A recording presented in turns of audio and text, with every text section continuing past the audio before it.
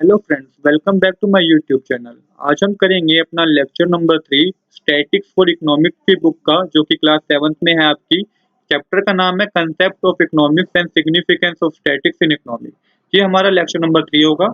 इससे पहले हम दो लेक्चर कवर कर चुके हैं। पहले लेक्चर में हमने कवर किया था economic definition, economic problem, who is consumer, what is consumption, who is producer, what is production, what is investment, what is saving and what is economic activity. Section 2 में हमने कवर किया था economic की definition in detail with example, definition of micro and macro economics with example, component of economics. आज के lecture में हम जो कवर करेंगे, हम सीखेंगे स्टैटिक्स की डेफिनेशन, स्टैटिक्स होती क्या है, स्टैटिक्स के क्या क्या एग्जांपल होते हैं। इन सब के बारे में हम स्टैटिक्स के बारे में आज की वीडियो में हम सीखेंगे। मैं आपको सजेस्ट करूंगा कि आज की वीडियो पूरी देखें, क्योंकि बहुत ही इंफॉर्मेटिव रहने वाली है आज की वीडियो आपके लिए। आइए अब बिना देरी के शुरू करते हैं अपना आज का टॉपिक। तो सबसे पहले इंट्रोडक्शन जानते हैं स्टैटिक्स का, कुछ हिस्ट्री जानते हैं इसकी। तो the word statics originated from Latin word status. तो जो ये वर्ड है स्टैटिक्स, ये एक लैटिन वर्ड स्टेटस से बना है, स्टेटस से बना है।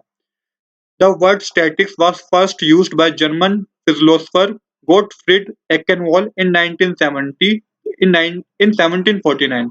ये जो वर्ड है स्टैटिक्स, ये सबसे पहले यूज किया गया था जर्मन फिलोसोफर ने, गोटफ्रीड एकेनवॉल इन 1979। तो ये बात भी आप अपने, जब आपसे क्वेश्चन में पूछा जाए, क्वेश्चन आए कि स्टैटिक्स का, तो आप ये बात भी अगर लिख देंगे तो आपको कोई गलत नहीं होगा, बल्कि आपको आपका अच्छा इंप्रेशन ही पड़ेगा। एक और बात समझते हैं। तो ये गोटफ्रीड एकेनवॉल है, ये फादर ऑफ स्टैटिक्स माने जाते हैं। मतलब कहा जाता है कि स्टैटिक्स की जो खोज की थी वो इन्होंने ही की थी। आई होप आपको ये तीनों पॉइंट क्लियर होंगे कि पहला पॉइंट तो है कि ये जो वर्ड आया है स्टेटस से आया, स्टेटस से बना है। दूसरा ये है कि गोटफ्रीड एकेनवॉल ने 1749 में स्टैटिक्स वर्ड को डेवलप किया था, मतलब इन्होंने इसको खोजा है। Is called a father of statics, ये फादर कहे जाते हैं स्टैटिक्स के, मतलब इनका स्टैटिक्स का आविष्कार इन्होंने ही किया है। इनकी वजह से हम स्टैटिक्स को समझ पाए हैं। आइए अब इसकी डेफिनेशन को समझते हैं। अगर इनकी मैं सिंपल लैंग्वेज में कहूँ कि स्टैटिक्स क्या है, तो स्टैटिक्स एक क्वांटिटेटिव फैक्ट्स है। हर ऐसा फैक्ट जिसपे एक एनालाइज हो रखा है, एक इंक्वायरी हो रखी है, वो स्टैटिक्स है। अगर इनको सिंपल वर्ड में अगर इसकी डेफिनेशन को पढ़े हम, तो होएगा statistics deal with the quantitative fact. All statistics are data but all data are not statistics. ये पॉइंट भी समझने वाला है कि जो भी स्टैटिक्स है ना, वो डाटा मान सकते हैं, पर जो भी डाटा है हम उसको स्टैटिक्स नहीं कह सकते। ऐसा क्यों? क्योंकि डाटा तो हम कई दे सकते हैं, डाटा हमारे पास कई हो सकते हैं, बट जब तक हम उस पर पूरी एनालाइज नहीं करेंगे, उस पर पूरा इंक्वायरी नहीं करेंगे कि भाई जो डाटा है हमारे पास वो सही है भी, तब तक वो स्टैटिक्स का नाम नहीं दे सकते हम। बट जो स्टैटिक्स है, आप उसको डाटा कह सकते हैं, क्योंकि स्टैटिक्स में जो डाटा होगा वो कभी गलत नहीं होगा। डाटा गलत हो सकता है, इसलिए वो हम उसको स्टैटिक्स नहीं बोल सकते। आई होप आप मेरी बात समझ पा रहे हैं।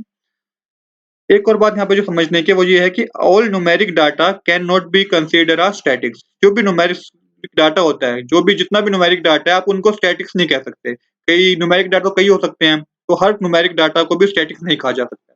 अब मैं आपको एक एग्जांपल से समझाऊंगा, कुछ एग्जांपल समझाऊंगा, जिससे आपको और अच्छी तरीके से समझ में आएगा कि क्या चीज स्टैटिक्स है और क्या चीज स्टैटिक्स नहीं है। आइए चलते हैं अपने एग्जाम्पल पर। तो एग्जांपल नंबर 1 है, ये मैंने आपको एक वर्ल्ड का मैप दिखाया कि टोटल सारी कंट्रियां आपको इसमें दिख रही हैं। There are 195 countries in the world today. आज अब तक 195 कंट्रियां हैं इस दिस वर्ल्ड में।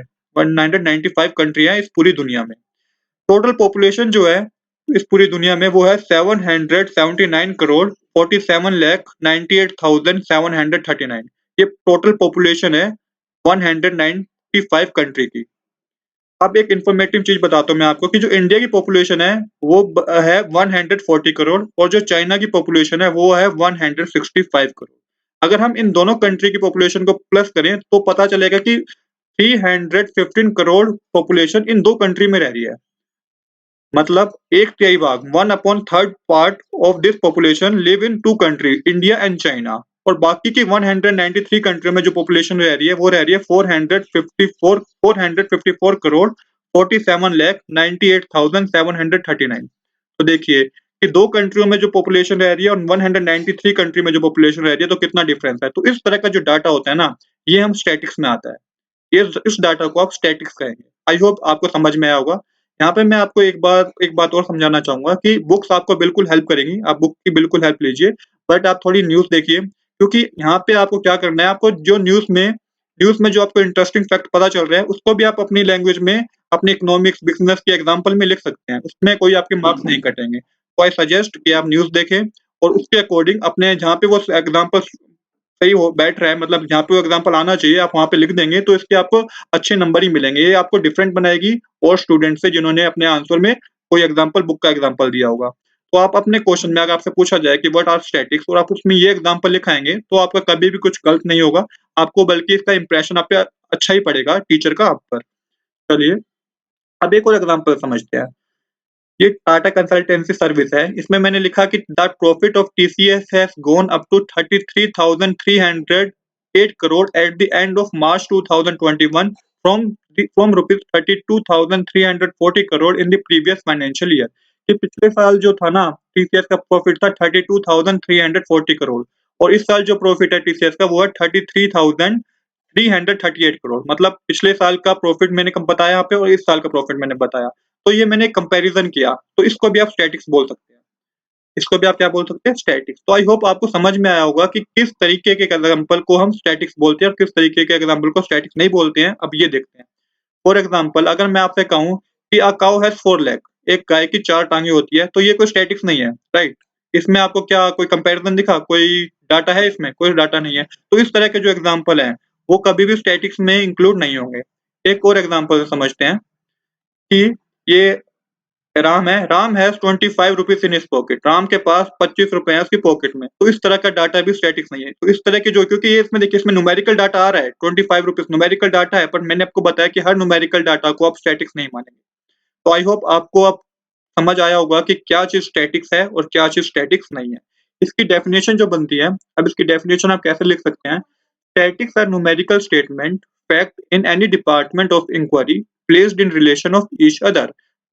वही कहा गया है कि स्टैटिक्स एक न्यूमेरिकल स्टेटमेंट है, बट ऐसी न्यूमेरिकल स्टेटमेंट जिस पे इंक्वायरी हुई हो, जिस पे एनालाइज़ हुआ हो, तब वो डाटा हमारे सामने निकल के आया हो, तो उसको आप स्टैटिक्स बोल सकते हैं। इसमें आप एग्ज़ाम्पल ले सकते हैं जो हमें पता चलता है कि कितने लोग कोरोना के कोविड की सिचुएशन में कितने लोग वैक्सीनेटेड हो गए हैं। आप देखते होंगे न्यूज़ में कि 10 करोड़ लोगों को वैक्सीनेट कर दिया गया है या कितने लोगों को सेकंड डोज़ लग चुकी है। तो इस तरह का जो डाटा होता है वो स्टैटिक्स है। क्योंकि ये कोई एजेंसी उस पे काम कर रही है और वो डाटा प्रोड्यूस कर रही है, डाटा गवर्नमेंट को दे रही है कि हमने इतने लोगों को वैक्सीनेट कर दिया है। आप और भी एग्ज़ाम्पल देख सकते हैं, अगर आपको और एग्ज़ाम्पल है तो और एग्ज़ाम्पल भी दे सकते हैं। नहीं तो जो एग्ज़ाम्पल मैंने बताया ये भी आप अगर अपने एग्ज़ाम में लिख के आएँगे, जो मैंने आपको बताया पॉपुलेशन वाला, तो भी आपके कोई नंबर मार्क्स डिडक्ट नहीं होंगे। तो दोस्तों आज के लिए इतना ही। I hope you like this video. If you like this video please do subscribe this channel. कल की वीडियो में हम कैरेक्टरिस्टिक ऑफ स्टैटिस्टिक्स करेंगे। Thanks for watching.